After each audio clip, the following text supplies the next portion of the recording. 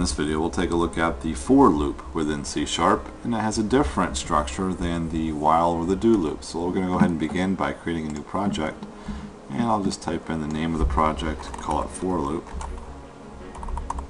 and we'll go ahead and begin here.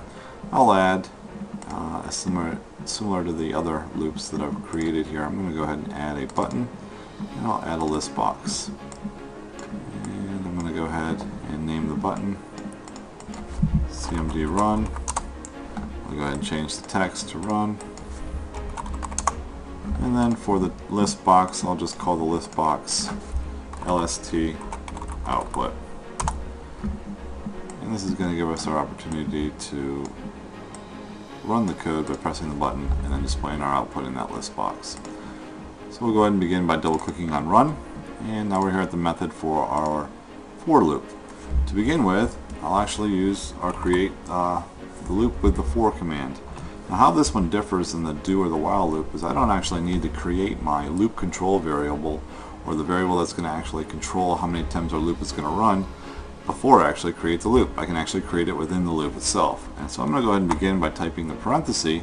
The first portion of this section or this statement is going to actually have us declare and possibly initialize, or initialize and declare both the variables. So we're going to go ahead and declare it by saying int, and we're going to go ahead and call it counter, and we'll initialize it by setting it equal to 1 in this case.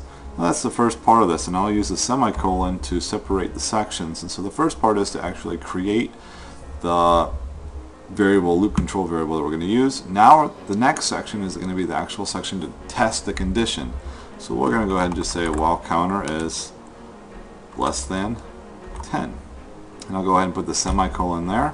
So the second part of it is the testing of the condition to see if whether the loop should run one more time, and the last part is what we're going to do to actually manipulate that loop control variable, or to modify that variable, or increment it or decrement it depending on the method you're using. And I'm just going to go ahead and say counter plus plus, and that's going to automatically increment it by 1. I could have said counter equals counter plus 1 in that statement there.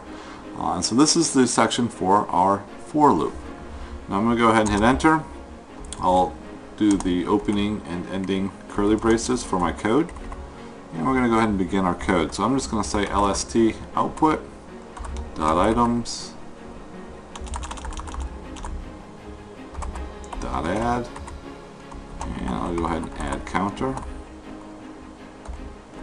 and I no longer have to write a statement of code to increment this counter because it's automatically going to do it for the loop. And so how this will work is when it comes to the top of the loop, it's going to go ahead and declare that variable the first time it runs, checks the condition, and then I'll go ahead and increment it for us every time it runs through the loop. So if I go ahead and run my code or debug it, and I hit run, you'll see that it displays it every time for us.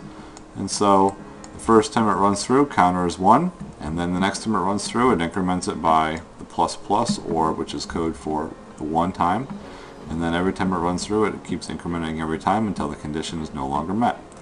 And this concludes the for loop within C#.